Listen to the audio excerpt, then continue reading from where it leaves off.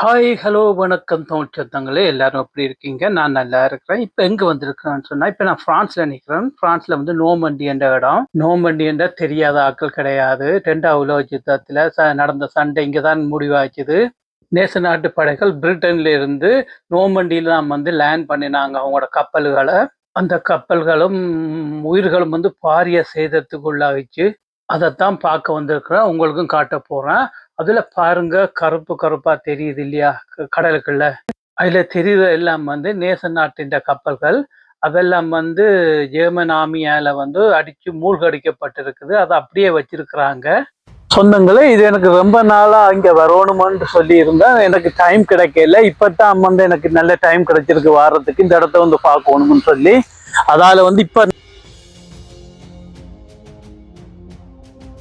இதுல பாருங்க, இதெல்லாம் வந்து லேண்டிங் கிராஃப்ட் வந்து பெரிய கப்பல்ல இருந்து இந்த சின்ன படகுல தான் வந்து லேண்ட் பண்ணாங்க. லேண்ட் பண்ண மேலே இருந்த ஜெர்மன் ஆர்மி வந்து இவங்களை தாக்கிட்டே இருந்தாங்க. வர தாக்கிட்டே இருந்தாங்க. மோசமாக அந்த இழப்புகளை வந்து சந்திச்சுட்டு இருந்தாங்க. இதுல பாருங்க, நான் சூம் பண்ணி காட்டுறேன். அதெல்லாம் வந்து நேச நாட்டின் போர் தளவாடங்கள் தான். அப்படியே விட்டுருக்குறாங்க, ஒரு மெமரிக்காக வேண்டி விட்டுருக்குறாங்கன்னு நினைக்கிறேன். அதெல்லாம் எடுக்கவே இல்லை. பரிசுல இருந்து நோமண்டிக்கு வர்றதுக்கு 3 மணித்தியாலம் எடுக்குது வண்டியில். நான் வந்த நேரம் சரியான குளிர் இருந்தாலும் இந்த சான்ஸை மிஸ் பண்ணக்கூடாதுன்னு வந்தேன். மக்களே, இந்த கடற்கரையை பாருங்க. ஒரு 80 வருஷத்துக்கு முன்னுக்கு இந்த இடம் வந்து சுடுகாடாக இருந்துச்சுது. அது நான் பின்னாடி உங்களுக்கு வீடியோவில் காட்டுறோம் பாருங்க, அது எப்படி சண்டை நடந்திருக்குன்னு சொல்லி. பிரிட்டன்லேருந்து கிளம்ப ஆயிரக்கணக்கான கப்பல்கள், ஆயிரக்கணக்கான விமானங்கள் எல்லாம் வந்து இந்த சண்டையில் ஈடுபட்டாங்க. கடல் மார்க்கமாக 1,75,000 நேச நாடு படைகள் வந்து நோமண்டி கடற்கரையை வந்து சேர்ந்தாங்க. வந்து இறங்க நேச நாட்டின் கப்பல்களை வந்து ஜெர்மன் படைகள் வந்து அடித்து மூழ்கடிச்சுட்டே இருந்தாங்க. ஜெர்மன் படைகள் இந்த இடத்துல தான் இருந்து அவங்களோட தோல்வியை வந்து தொடங்கினாங்க. 1944 ஜூன் 6 இந்த இடம் வந்து கடல் சிவப்பு கடலாக மாறிச்சு. இந்த பையன் இங்க தான் பிறந்தான். நீ முன்னாடியே வந்துருக்கியாங்க? இங்க வந்து இந்த இடத்துக்கு வந்துருக்கீங்க. ஹிஸ்டரி தெரியுமா? கொஞ்சம் சின்ன எல்லாம் பள்ளிக்கூடத்தை சொல்லி தருவாங்களா? இங்க சொல்லி தருவாங்க. சரி சரி சரி, ஓகே. அப்போ உனக்கு தெரியும்? எல்லாம் கொஞ்சம் தெரியும். ஓகே, அப்போ எங்களுக்கு சொல்லித்தா. Okay okay. ஒவ்வொரு வருஷம் பார்த்தீங்கன்னா ஜூன் 6 நோமண்டி இடமே வந்து ஒரு திருவிழா கோலம் கொண்டிருக்கும். ஏன்னு சொன்னால் உலக நாட்டில் இருந்த மக்கள் எல்லாம் வந்து இங்கே அவங்களோட ஃபேமிலி மெம்பர்ஸ், அவங்களோட இறந்தவருக்கு அஞ்சலி செலுத்துறதுக்கு இந்த இடத்துக்கு வந்திருப்பாங்க எல்லாரும். நான் நெக்ஸ்ட் டைம் வரும்போது அநேகமாக அடுத்த ஜூன் 6க்கு இந்த இடத்துக்கு நான் வாரத்துக்கு இருக்கிறேன். இப்போ நான் வந்திருக்கிறது வந்து கோல்டன் பீச்ன்னு சொல்லுவாங்க. இதெல்லாம் வந்து பிரிட்டிஷ் போர்சஸ் வந்து லேண்ட் பண்ண இடம். இல்லாம 5 பீச்சில் இறங்கினாங்க. 5 டிஃப்ரெண்ட் பீச்சில் 12 மைல் 12 மைல்ஸ் லாங் இல்லை 5 பீச்சும். அந்த 5 பீச்சிலையும் நேச நாடு படைகள் வந்து இறங்கினாங்க எல்லா பக்கத்தாலையும். சொந்தங்களே, முக்கியமாக இதுக்கு என்னத்துக்கு நான் இங்கே வந்தேன்னு சொன்னால், இந்த சண்டையில் வந்து பல ஆயிரக்கணக்கான இந்திய வீரர்களும் வந்து உயிரை மாய்ச்சாங்க. இதில் நான் எல்லா பக்கத்துலேயும் தேடி பார்த்தேன், ஒரு கிளிப்பாவது கிடைக்கும் இந்தியன் ஆர்மி இந்த இடத்துல சண்டை போட்டது. அவங்க எந்த இடத்துலையும் சண்டை போட்டது மாதிரி காட்டிக்கொள்ள இல்லை. பல ஆயிரக்கணக்கான இந்திய வீரர்கள் உயிரை மாய்ச்சாங்க. இதில் பார்த்தீங்கன்னா அந்த நேச நாடுகள் அவங்கள் தான் ஒரு போர் ஹீரோன்னு காட்டினாங்க, தாங்கள் தான் வெற்றி அடைஞ்சோம்னு சொல்லி. இந்த சண்டையில் இந்தியர்களின் பங்கை காட்டிக்கொள்ளவே இல்லை. எந்த வீடியோ கிளிப்லேயும் நான் பார்க்கவே இல்லை. இந்த நோமண்டி சண்டையில் நீங்கள் யாராவது இந்த வீடியோ இங்கே பார்த்தீங்கன்னா கொமெண்டில் சொல்லுங்கள். நான் பார்க்க இல்லை, அதைத்தான் நான் பார்த்துட்ருக்குறேன். கடைசி வரையும் கிடைக்கவே இல்லை. இப்போ பார்த்தீங்கன்னா மேல் பகுதி போய் பார்ப்போம், இருக்கா எப்படி இருக்குன்னு பார்ப்பேன். மேலிருந்து வரும்போது கையில் பூ வாங்கிட்டு வந்தேன். வரும்போது பூ வாங்கிட்டு வந்து இந்த கடலில் தூவி விட்டேன். எந்த மனுஷாக இருந்தாலும் உயிர் தானே. இதிலிருந்து பார்த்தீங்கன்னா 12 மைல் தூரம் வரையும் இந்த கப்பல்கள், உடைஞ்ச கப்பல்கள் அப்படியே தண்ணிக்குள்ளே இருக்குது. அது ஒரு ஞாபகார்த்தமாக வச்சிருக்கிறாங்க. இந்த இடத்துக்கு நெக்ஸ்ட் டைம் வரும்போது ஒரு போட் ஒன்று ஹேர் பண்ணி அந்த இடமெல்லாம் கிட்ட போய் பார்க்கணுன்ற ஒரு விருப்பம் இருக்குது. பார்க்கலாம். நிறைய மக்களுக்கு 2வது உலக யுத்தம் நடந்ததுன்னு தெரியும். அது எப்படி நடந்தது, எங்கே நடந்தது, எப்படி முடிவாச்சு, அது நிறைய பேர் கேட்டிருக்கிறேன், அவங்களுக்கு நிறைய பேருக்கு தெரியுது இல்லை, அது எல்லாருக்கும் தெரிய வேண்டிய அவசியம் இல்லை, ஆனால் தெரிஞ்சால் நல்லா இருக்கும் இல்லையா. நான் பின்னாடி காட்டுறேன் வீடியோவில் பாருங்கள், இந்த நேச நாட்டு படைகள் எப்படி சின்ன பின்னமாயினாங்க இந்த பீச்லேன்னு. இந்த சண்டேல மட்டும், இந்த தரையிறக்கத்தில் மட்டும் 20,000 பிரெஞ்சு மக்கள் வந்து உயிரிழந்தாங்க. முதலாவது உலக யுத்தத்தில் பார்த்தீங்கன்னா ஜெர்மனி வந்து பிரான்ஸ்கிட்ட சரணடைஞ்சிட்டு சண்டை போட்டு தோத்துட்டாங்க. அதிலிருந்து அவங்களுக்கு பொருளாதார தடையை போட்டு வச்சுருந்தாங்க உலகம் ஃபுல்லாகவே. நீங்கள் எந்த ஒரு பவர்ஃபுல்லான வெப்பனரையும் நீங்கள் தயாரிக்கக்கூடாது. முதலாவது உலக யுத்தம் 1918ஆம் ஆண்டு முடிவடைஞ்சது. அந்த நேரம் பார்த்தீங்கன்னா ஹிட்லர் வந்து அவருடைய பதவிக்கு வேற இல்லை. அதுக்கப்புறம் தான் ஹிட்லர் வந்து பவருக்கு வந்து நாட்டை கட்டி எழுப்பணும், தன்னுடைய மிலிட்ரியை கட்டி எழுப்பணும், பிரான்ஸ் எங்களை பிடிச்சி பொருளாதாரத்தால் போட்டுட்டான், இவங்களை ஓவர்டேக் பண்ணணுமென்று அவ்வளோ அமூகமாக நாட்டை கட்டி எழுப்பினார். 1930 எல்லாம் வந்து ஜெர்மனி வந்து அவ்வளோ பெரிய எக்கனாமியாக வளர்ந்த நாடு. அதால் அவங்களுக்கு பொருளாதார பிரச்சனையே வேற இல்லை. அவ்வளோத்துக்கு அவங்கள்ட்ட பொருளாதார வளர்ச்சியில் மேம்பட்டு இருந்தாங்க. ஹிட்லர் இந்த கனவே யூஎஸ் மக்களை அழிக்கணும், பிரான்ஸை கைப்பற்றணும் திருப்பி என்று தான் அவருடைய கனவு இருந்துச்சு. அதே போல் அவர் பண்ணினார். சண்டை நடந்துச்சு, ஃப்ரெஞ்ச் ஃபோர்ஸஸ் வந்து முடியாமல் விக்ட்ரோ பண்ணி போயிட்டாங்க. அதோட நான் ஃப்ரான்ஸை ஃபுல்லாக கைப்பற்றிட்டார் ஜெர்மன். ஹிட்லருக்கு இன்னும் ஃப்ரான்ஸை ரொம்பவே பிடிச்சிருந்துருக்கு. சொல்லிட்டார் எதையுமே டேமேஜ் பண்ண வேண்டாம், ஏன்னு சொன்னால் அந்த கண்ட்ரி அவங்களோட கையில் சேர்ந்துட்டு அதுக்காக வேண்டி தாங்களே தான் இனி இந்த நாட்டை நடத்த போகிறோம்ன்ற ஒரு கற்பனையில் இருந்துட்டார். இதில் பார்த்தீங்கன்னா மக்கள் இருக்கிறதுக்கு ஒரு பெஞ்ச் அண்டு செய்து வச்சுக்கிறாங்க. அதில் 39லேருந்து 45 வரை அவங்களோட போர் நடந்த ஸ்டார்டிங் ஃபினிஷிங் டேட்டை சும்மா இது பண்ணி வச்சுக்கிறாங்க போல இருக்கு.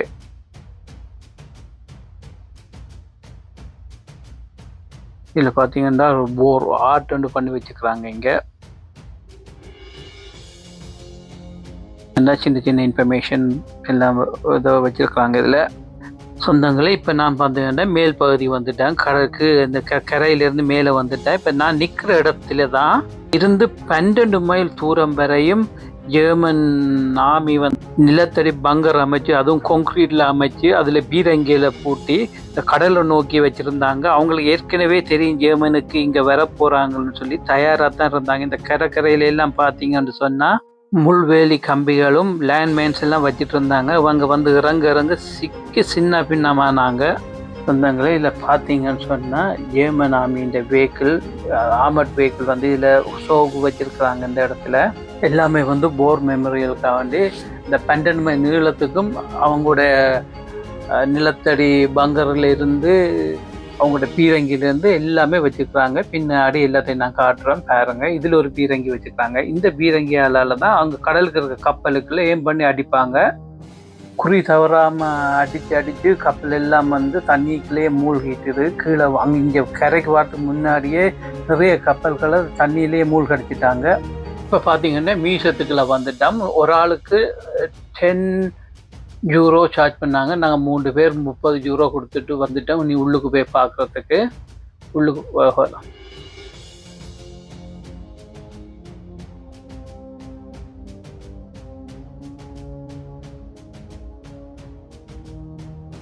பார்ப்போம் உள்ளுக்கு என்னென்ன வச்சுருக்குறாங்கன்னு சொல்லி. இங்கே பார்த்தீங்கன்னா ப்ரொஜெக்டரில் சண்டை நடந்தது, அந்த அவங்க எடுத்த கிளிப் எல்லாம் வந்து ஒரு படமாக வந்து போட்டு காட்டிகிட்டு இருக்கிறாங்க. அப்படியே பாருங்கள். இதெல்லாம் வந்து கடலில் வந்து அவங்க பிரிட்ஜு கட்டினாங்க. பார்த்தீங்கன்னா பெரிய கப்பல் எல்லாம் கரைக்கு வர முடியாது. ஒரு 1/2 மைல் 1 மைல் தூரம் வரையும் தண்ணிக்குள்ளேயே பிரிட்ஜு கட்டி அங்கேருந்து தான் அவங்களோட வெஹிக்கிள் எல்லாம் இங்கே கரைக்கு கொண்டு வந்தாங்க. அதில் ஆயிரக்கணக்கான வாகனங்கள் வந்து சேர்ந்துச்சுது.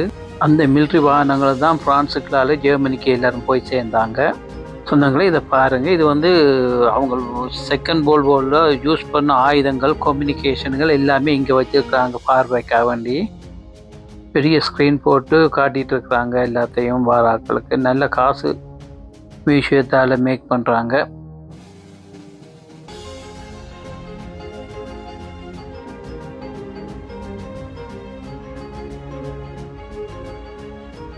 இது எப்படின்னு சொன்னால் அமெரிக்கன் ஆர்மின்ற மாடல் பொம்மை வச்சுருக்காங்க. அந்த போர்சஸ் அந்த காலத்தில் எப்படி இருந்தாங்கன்னு சொல்லி அவங்களுடைய கிட்ஸு, வெப்பன்ஸு, ஹெல்மெட்ஸு எல்லாத்தையும் காட்டுறாங்க. இப்படி தான் ஒரு 80 வருஷத்துக்கு முன்னாடி அவங்களோட யூனிஃபார்ம் இருந்துச்சு, வெப்பன்ஸு, அம்யூனேஷன் கிட்ஸ்.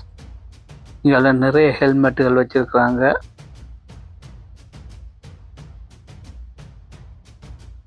சொந்தங்களே இந்த ஹெல்மெட்டில் பாருங்க ஒரு ஓட்டை விழுந்திருக்கு. நிச்சயமாக இவர் உயிர் தப்பது சான்ஸே இருந்திருக்கு அந்த நேரம். இந்த ஹெல்மெட்டுக்கு தலை சிதறி இருக்கும். என்ன சொன்னால் ஹெல்மெட்டு இந்த கண்டிஷனில் இருந்தால் தலை எப்படி போயிருக்கும். அடுத்தது மக்களே இதை பாருங்கள். இதில் பார்க்குற துப்பாக்கி ஜெர்மன் போர்சஸுக்கு ரொம்பவே கை கொடுத்த துப்பாக்கி. அந்த நேரம் இந்த துப்பாக்கி வந்து நேச நாடுகளோட கையில் இல்லை. அவங்க வெல் அட்வான்ஸாக இப்படியான துப்பாக்கியை கண்டுபிடிச்சிட்டாங்க. இதன் துப்பாக்கி வேலை செய்கிறத நான் கடைசியில் பின்னுக்கு வீடியோவில் காட்டுறேன் பாருங்கள். பாரிய இழப்பை கொடுத்தது இந்த துப்பாக்கி. MG42ன்னு சொல்லுவாங்க இதன் பேர். 80 வருஷத்துக்கு அப்புறமும் இது ஹீரோவாக தான் இருக்குது. எல்லா நாட்டின் படையிலையும் இந்த துப்பாக்கி வச்சுருக்காங்க. உலக நாடுகளே இந்த துப்பாக்கியை பார்த்து மெய் செலுத்து போனாங்க அந்த காலகட்டத்தில். இப்போ கூட இது ஜெர்மன் இராணுவத்தில் பயன்படுத்திட்டு இருக்கிறாங்க இந்த துப்பாக்கி. எந்த மாற்றமுமே இல்லை. 80 வருஷத்துக்கு முன்னாடி பண்ண துப்பாக்கி இப்பயும் அதே போல தான் இருக்குது. இந்த துப்பாக்கி வந்து பிரிட்டிஷ்காரன் துப்பாக்கி. இதில் பார்த்தீங்கன்னா இந்த மேகசீனில் 30 குண்டு தான் போட்டு சொல்லலாம். அப்புறம் நாங்கள் இந்த மேகசீனை மாற்றணும். நான் முதல் காட்டின துப்பாக்கி வந்து பெல்ட்டில் செயினில் போட்டு அடிச்சுட்டே இருக்கலாம், நிப்பாட்டவே தேவையில்லை. ஒன்லி பேரல் மட்டும் மாற்றணும் ஹீட்டர்னா. எதுக்கு இந்த துப்பாக்கிகளை பற்றி நான் அக்யூரேட்டாக சொல்கிறேன்னு சொன்னால், நான் துப்பாக்கிகள் வந்து பயன்படுத்தி இருக்கிறேன். ராணுவத்தின் ட்ரைனிங் அகாடமியில் நான் ட்ரெயின் பண்ணியிருக்கிறேன். அதால் எனக்கு துப்பாக்கிகளை பற்றி எல்லாமே தெரியும். ஆல்மோஸ்ட் எல்லாமே தெரியும் எனக்கு.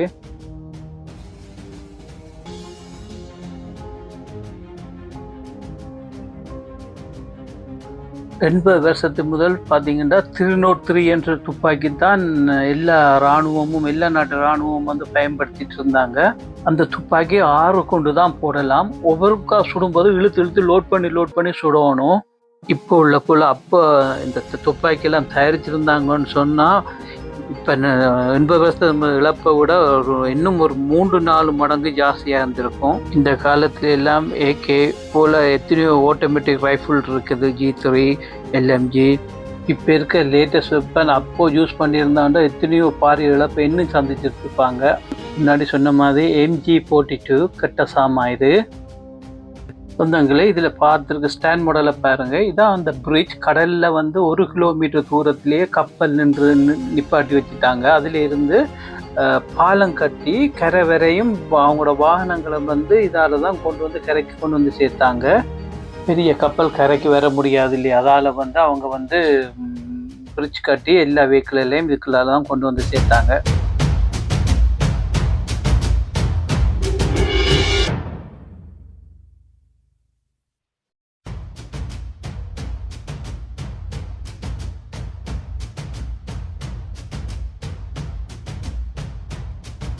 சொந்தங்களே, இதுதான் அந்த பீச்.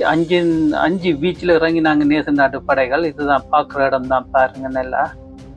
இந்த 5 பீச்சும் வந்து 12 மைல் லாங்கில் இருக்குது. இப்போ பார்த்தீங்கன்னா மீசத்துக்குள்ளால வெளியால் வந்துட்டேன். ஆனால் பார்த்தீங்கன்னா ரொம்ப லாங் நடக்கணும். அப்படி நடக்க முடியாது. 12 மைல் இந்த குளிருக்குள்ள நடக்க முடியாது. நான் பார்த்துட்டு இருக்கிறது கோல்டன் பீச், அது மட்டும்தான். இதுவும் ஒரு பகுதி தான் அவங்க பாலம் கட்டின இடம் வந்து. இப்போ எங்கே நிற்கிறோன்னு சொன்னால் ஜெர்மன் போர்சஸின் நிலத்தடி பங்கருக்கு மேலே தான் நிற்கிறோம். டேங்க் நிற்குது இல்லையா, இந்த டேங்குகளால் தான் அங்கே அடித்தாங்க. அவங்களோட கப்பலை அடித்து மூழ்கடிச்சிட்டு இருந்தாங்க. ஜெர்மன் ஆர்மிக்கு தெரியும் இங்கே தான் வந்து இறங்க போகிறாங்க. வந்து அதுக்காக வேண்டி தான் கான்கிரீட் பங்கர் எல்லாம் அடித்து உள்ளுக்கு ரெடியாக இருந்தாங்க. ஆனால் எப்போ வருவாங்கன்னு சொல்லி தெரியாது. இருந்தாலும் வெயிட் பண்ணிகிட்டே இருந்தாங்க ரொம்ப காலமாக. ஆனால் நேச நாட்டு படைகள் சின்ன ஒரு சூழ்ச்சி பண்ணாங்க. இப்போ என்னன்னு சொன்னால் கலையொன்ற இடம் இருக்குது. அந்த இடத்துக்குள்ளால தான் நேச நாட்டு படைகள் வந்து பிரான்ஸுக்குள்ள கூற போகிறாங்கன்று அங்கே ஒரு போக்கை காட்டிட்டு இதில் இருந்த படையிலெல்லாம் கொண்டே அங்கே வச்சுட்டான். இது இந்த படைப்பாலம் வந்து கம்மியாச்சு இந்த இடத்துல. அவங்க அப்படி காட்டி போட்டு இந்த சைட்டால் வந்து இறங்கிட்டான். பார்த்தீங்கன்னு சொன்னால் ஜெர்மன் ஆர்மின்ற டேங்க் ரெஜிமெண்ட் எல்லாம் வந்து ரஷ்யாவுக்குள்ள போயிட்டு 10 மில்லியன் ட்ரூப்ஸ் வந்து ட்ரைஷியாக்குள்ளே போயிட்டாங்க. இந்த சைடில் பெரிய அளவில் டேங்குகள் வச்சுக்கொள்ள இல்லை, இங்கால தேவை வராதுன்னு சொல்லிட்டு அங்கால போயிட்டாங்க. அட்லீஸ்ட் 500 டேங்காவது இந்த சைடில் பீச்சில் வச்சுருந்தாங்கன்னு சொன்னால் எந்த ஒரு நேச நாடும் வந்து இங்கே இறங்கி இருக்காது. ஏன்னு சொன்னால் கடலுக்குள்ளே வந்து டேங்கால் அடித்து இன்னும் டேமேஜ் பண்ணியிருப்பாங்க அவங்க நேச நாட்டு கப்பல்களை. இதில் ஒரு பீரங்கின்னு இருக்கு பாருங்க, இன்னும் அப்படியே வச்சுருக்காங்க ஞாபகத்துக்காக வேண்டி. இன்னும் 12 மைல் தூரத்துக்கு இதே மாதிரி பீரங்கிகள் வந்து நிப்பாட்டி வச்சுருக்காங்க. பழசு மக்களோட பார்வைக்காக வேண்டி எல்லாம் இருக்குது.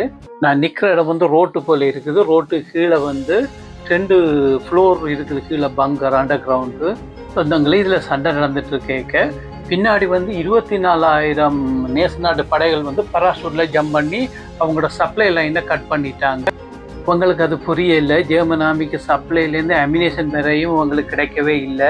ஆனால் ஜெர்மன் எதிர்பார்க்கவே இல்லை. இது சொல்லுவாங்க கனடியன் ஹவுஸ்ன்னு சொல்லி. இதை பாருங்க, இது இப்போ இப்படி இருக்குது. 80 வருஷத்துக்கு முதல் இப்படி இருக்கு. இதுக்குள்ள பல நூற்றுக்கணக்கான கனடியன் போர்சஸ் எடுத்தாங்க. இதுக்குள்ள அந்த பில்டிங்கை வாங்கி வச்சிருக்கிறாங்க. இப்போ பார்த்தீங்கன்னு சொன்னால் ஜெர்மன் ஆர்மியில் ஒரு பகுதி வந்து நேஷனல் படைகளில் சரணடைகிறாங்க. இது ஜெர்மன் ஆர்மியின் கான்கிரீட் பங்கர். இதுக்குள்ள இருந்தால் பீரங்கியெல்லாம் பூட்டி தாக்கிட்டு இருக்காங்க. இதுதான் அந்த பீரங்கியல் கப்பல் அடித்து மூழ்கடிச்சது பாருங்கள். நேச நாட்டு விமானங்கள் அவங்க லேண்ட் பண்ணுறதுக்கு முன்னுக்கு வந்து குண்டு வீசி அவங்களுடைய இருப்பிடங்களை வந்து தகர்த்தாங்க, அவங்களோட பங்கர் பாயிண்ட்டுகளை. அதுலேயும் நிறைய இழப்புகளை சந்திச்சாங்க பாருங்க. இப்படி தான் அந்த அவங்களுடைய ஸ்ட்ராங் பொசிஷன் எல்லாம் போம் பண்ணுறாங்க. இருந்தாலும் அவங்களுக்கு அவ்வளோ பெரிய பாரிய இழப்பில்லை. இழப்பு தான் பெரிய பாரிய இழப்பில்லை. பார்த்திங்கன்னா பல நூற்றுக்கணக்கான நேச நாட்டுக்கு குண்டு வீச்சு விமானங்களை சுட்டு விழுத்தினாங்க ஜெர்மன் ஆர்மி. ஜெர்மன் ஆர்மியும் சும்மா இல்லை, அவங்களும் ஸ்ட்ராங்காக இருந்தபடியே அந்த 5 நாடுகளுக்கும் மத்தியில் அவங்க நின்று பிடிச்சாங்க இல்லையா. 5 நாடு சேர்ந்து ஒரு நாட்டை அடிக்கிறது பெரிய வேலை இல்லையே. ஆனால் தோத்தாலும் வீரமாக தோத்தாங்க. குண்டு வீச்சு முடிஞ்சோன்னா கப்பலில் இருந்து தாக்குதலை நடத்தினாங்க ஜெர்மன் ஆர்மியின் பங்கர்களுக்கு. இது முடிஞ்ச அப்புறம் பாருங்க, பின்னாடி வந்து கப்பல்ல இருந்து தாக்குதல் நடத்திட்டு இருக்கிறாங்க. இதான் அந்த கப்பல்ல இருந்து தாக்குறாங்க. இறங்குறதுக்கு முன்னாடி தாக்கிட்டு தான் அப்புறம் வந்து அவங்களோட லேண்டிங் கிராஃப்டில் வந்து எல்லா படைகளும் வந்து கீழே இறங்குது. நான் ஃபர்ஸ்ட்டில் முன்னாடி இதை பேசிகிட்டு இருந்தேன் இல்லையா, ஒரு பீச் உண்டு. அந்த பீச்சில் தான் இந்த இவங்க வந்து தரையிறங்குறாங்க. பாருங்கள் எப்படி சின்ன பின்னமாக பாருங்க, கொத்து கொத்தாவே வந்து செத்து மடிகிறாங்க. இதில் வந்து நம்முடைய இந்தியன் சோல்ஜர்ஸும் வந்து இருக்கிறாங்க. கொஞ்சம் மனசுக்கு கவலையான விஷயந்தான். அவங்க நாட்டுக்காண்டி சண்டை போடுறாங்க. நாம் இதுக்கு போய் நம்ம உயிரமாய்க்கணும். அந்த நேரம் நமக்கு வேறு வழி இல்லை. பிரிட்டிஷ் இந்தியா இருந்தபடியாக எல்லாரும் சண்டையில் ஈடுபட்டாங்க. செகண்ட் வேர்ல்டு வாரில் நடந்த எல்லா சண்டைகள்லையும் ஃபைனலி வந்து பீச்சில் லேண்ட் பண்ணிட்டாங்க. இது ஜெர்மன் ஃபோர்ஸஸ் வந்து சுட்டுட்டு இருக்கான் பாருங்க. இதை சொன்னனே ஒரு வெப்பன்ஸ் ஒன்று, கொல்லாத வெப்பன்ஸ் ஒன்று இருந்தால் போட்டு அடிச்சுட்டு இருக்கிறான். இதே வெப்பன்ஸ் தான் அது நான் காட்டினது மியூசியத்துக்குள்ளே. சொந்தங்களே பாருங்கள், இந்த துப்பாக்கி மியூசியத்துக்குள்ளே காட்டினேன் இல்லையா, அந்த துப்பாக்கி ரொம்பவே மோசமான துப்பாக்கி. அதுதான் இதில் வேலை செய்துட்டு இருக்குது இந்த துப்பாக்கி. சொந்தங்களே இல்லை வார கிளிப் வந்து 80 வருஷத்துக்கு முன்னாடியும் இப்போ தென் அண்ட் நவ் பாருங்க. இதுதான்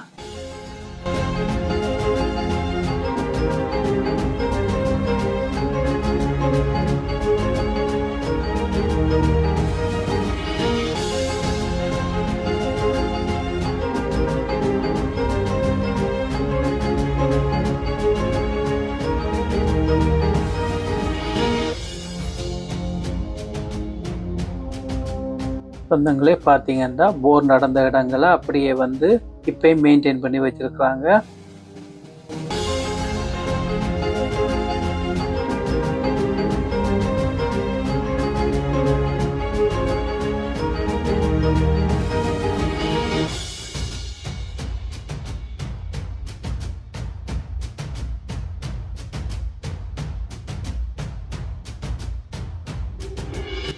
சொந்தங்களே, இந்த சர்ச் பகுதியை பாருங்க, அப்பயும் இப்பயும் எப்படி இருக்குன்னு.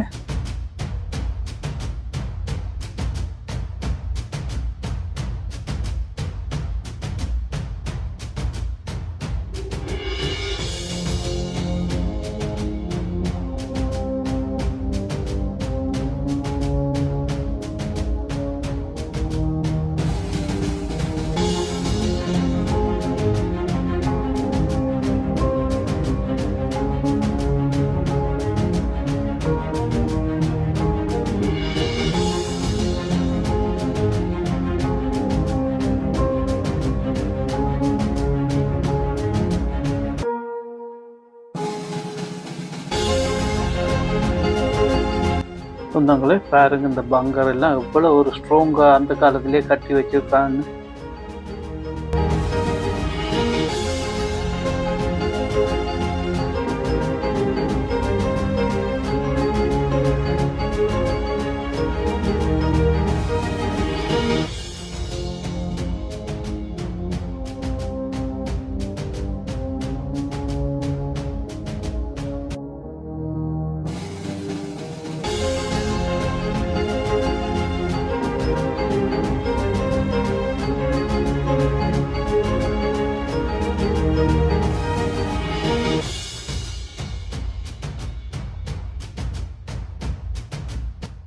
சொந்தங்களே இப்போ எங்கே வந்திருக்குன்னு சொன்னால், பிரிட்டிஷ் இந்திய இராணுவத்தில் போரில் பலியான அவர்களை இங்கே தான் விதைச்சிருக்கிறாங்க. அந்த இடத்துக்கு தான் வந்திருக்கிறேன். இந்த பீரங்கிகளும் அந்த போரில் பாவிக்கப்பட்டது தான் இங்கே ஷோக்கு இங்கேயும் வச்சுருக்கிறாங்க. இதுலேயும் ஒரு மியூசியம் இருக்குது, இதை ஒருக்கா பார்க்கலாம். ஆனால் இந்த மியூசியத்தை உள்ளுக்கு போயில்லை, இதுக்கும் வர 30 யூரோ கொடுக்கணும். அங்கே உள்ளதான் இங்கேயும் இருக்கும். இதுவும் வந்து அமெரிக்கன் டேங்க்ஸ் தான். இப்போ நிற்கிற இடம் நோமண்டி தான். அந்த பீச்சிலேருந்து ஒரு 10 கிலோமீட்டர் இங்கே உள்ளுக்கு வந்திருக்கிறோம். இந்த இடத்துல தான் அந்த வீரர்களை வந்து விதைச்சிருக்கிறாங்க. பாருங்க, மனசுக்கு எவ்வளோ ஒரு தாக்கமாக இருக்குது. இதெல்லாம் ஒரு மனுஷர்களுக்கு கிடைத்த அதர்மத்தில் தான் இவ்வளவு அழிவு. இனிமேலும் இப்படி ஒரு உலக யுத்தம் வரக்கூடாது, வந்தால் இந்த உலகமே இருக்காது. இதை பாருங்க, பின்னால் இதுதான் வந்து அந்த வீரர்களை வந்து விதைக்கப்பட்ட இடம். உள்ளுக்கு இப்போ போகிறோம். சரி வாங்க உள்ளுக்கு போய் பார்க்கலாம். ரோட்டை க்ராஸ் பண்ணி போகணும். சொந்தங்களே, நான் இப்படி ஒரு குளிரை நான் வாழ்க்கையில் பார்த்ததில்லை. அதுவும் வந்து பீச் சைட்டில் வாயு கண்ணுண்டும் அசைக்க முடியலை. சொந்தங்களே பாருங்கள், பிரிட்டிஷ் இந்திய வீரர்கள் இங்கே தான் விதைக்கப்பட்டிருக்கிறாங்க. இதை பார்க்கும்போது ரொம்பவே வந்து மனசு கஷ்டமாக இருக்குது. இதில் ஒரு கல்லறை இருக்குது பாருங்கள். இந்த கல்லறையில் எல்லாம் வந்து இந்திய வீரர்கள் இந்த பேரும் இருக்குது. நான் தேடி தேடி பார்த்தேன், எல்லா கல்லறையிலையும் எங்கேயாவது இந்தியர்களோட பேர் இருக்காண்டு, ஆனால் இருக்குது தான். ஒன்றொண்டா பார்த்துட்டு இருக்க முடியாது. பார்க்க 4-5 பேர்கிட்ட பேர் பார்த்தேன். சொந்தங்களே, இதில் பாருங்க, ஒரு 21 வயது சின்ன பையன் வாழ்க்கையை ஸ்டார்ட் பண்ணல, அதுக்குள்ளே அவன் உயிர் போயிட்டுது. நான் காட்டின கல்லில் அவருடைய டீட்டெயில் எல்லாம் இருக்குது. சொந்தங்களே, நான் இப்போ நிற்கிறது ஒரு பகுதி, முன்பகுதியில் மட்டும்தான் இதில் நிற்கிறேன். இதை நடந்து போனோன்னு சொன்னால் ஒரு 1 கிலோமீட்டர் ரவுண்ட் ஃபுல்லாக இது விதைச்சிருக்கிறாங்க வீரர்களின் உடல்களை. இந்த இடத்துலையும் வந்து ஒரு பூக்கொத்து வச்சேன். நம்ம நாட்டில் இப்படியான இழப்புகளை நிறையவே சந்திச்சிருக்கிறோம். ஒரு காலத்தில் இந்த போருண்ட வேலி இழப்புன்னு சொன்னால் எங்களுக்கு நல்லாவே தெரியும். வாழ்க்கையில் நிறையவே பட்டிருக்கிறோம். சொந்தங்களே, முன்பகுதியோடு நான் இதை முடிக்க போகிறேன். ரொம்ப தூரம் போக முடியலை. பாருங்கள், ஒரு ரவுண்ட் அப்படியே சுற்றி காட்டுறோம் உங்களுக்கு எப்படி இருக்குதுன்னு சொல்லி. இது எங்களுக்கு புதுசு இல்லை என்றாலும் பரவாயில்லை. இந்த கார்கில்ல இறந்த வீரர்களையும் இதே மாதிரி தான் நானும் பார்த்துருக்கேன், அவங்களோட விதைத்த இடங்களை. சொந்தங்களே, நான் கிளம்புறதுக்கு ரெடி ஆகிறேன். பாரிஸுக்கு போகிறதுக்கு 3 hours எடுக்கும். வரைக்கும் இன்ட்ரெஸ்டாக வந்துட்டோம். இனி திரும்பி போய்க்க தான் இருக்குது. டிராஃபிக்கில் மாட்ட போகிறோம். சொந்தங்களே, நோமண்டியில் எல்லா நேச நாட்டு படைகள அடக்கம் செய்த இடங்கள் இங்கே எல்லா இடத்துலையும் இருக்குது. இப்போ நான் நிற்கிறது பிரிட்டிஷ் இந்தியன் ஆர்மியை விதைக்கப்பட்ட இடம். சொந்தங்களே, வீடியோவை நான் இப்போ முடிக்கலாம்னு இருக்கிறேன். இதுக்கு மேலே அங்கால போக முடியாது, டைம் இல்லை, இருட்டாகிட்டு இருக்குது. இப்போது முடிக்கிறதுக்கு முன்னாடி அப்படியே ஒரு ரவுண்ட் உங்களுக்கு காட்டுறேன். அப்படியே ஒருக்கா சுற்றி பார்த்துருவோம். ஒருக்கா பாருங்க மக்களே, எவ்வளோ அழகாக இருக்குது இந்த இடம். அதுக்குள்ள எத்தனை உயிர்கள் வாழ வேண்டிய வயசில் மாண்டு போயிருக்குது 80 வருஷத்துக்கு முன்னாடி. இவர்கள் யாருக்காக வேண்டி செத்தார்கள்? குடும்ப சண்டையா? எல்லாமே மனிதர்கள் அந்த அதர்மத்தில் ஆளை கொண்டு அழிச்சாங்க. இத்தனை லட்சம் கோடி உயிர்கள் அழிஞ்சதுக்கு காரணமே மண் ஆசை. இன்னொரு நாட்டை பிடிக்கணும், அந்த நாட்டை அடிமைப்படுத்தி கைவசம் வச்சிருக்கணும் என்று தான். அதால தான் இவ்வளோ பிரச்சனை. சொந்தங்களே, இத்துடன் இந்த வீடியோவை முடிச்சுக்கொள்கிறேன். சொந்தங்களே, யாருமே எனக்கு சப்ஸ்கிரைப் பண்ணுற மாதிரி தெரியல. உங்களுக்கு இந்த வீடியோ பிடிச்சிருந்தா மட்டும் நீங்கள் லைக் பண்ணி சப்ஸ்கிரைப் பண்ணால் போதும். இந்த இடத்துக்கு வந்து ரொம்பவே கஷ்டப்பட்டுட்டேன். இருந்தாலும் பரவாயில்லை. இன்னொரு சூப்பரான வீடியோவில் சந்திக்கலாம்.